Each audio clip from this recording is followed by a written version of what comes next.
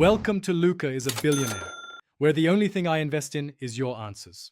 You begin by verifying that your iPad Air 2 is recognized and has at least 10 GB free. This prevents install failures. Once done, back up to iCloud or Finder so you can restore if needed. Make sure the tablet is charged to 50% or plugged in and on a stable Wi-Fi network. This avoids interruptions. Now open Settings, tap General, and check Software Update to start the upgrade process when the iPad detects iPad OS 18. You tap Download and install and accept the software terms. The installer fetches the update and stages it. While downloading, watch storage and let the process run in the background. Do not force close settings or restart the iPad.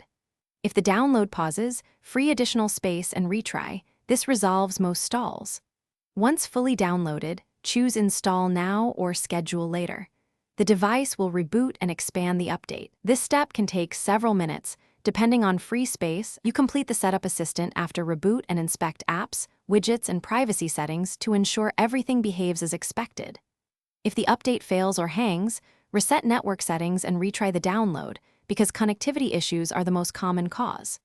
Make sure to update apps in the App Store.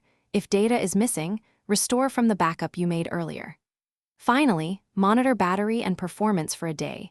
Report repeated crashes to Apple support if problems persist. Thanks for watching and please subscribe. It's the best investment you'll ever make.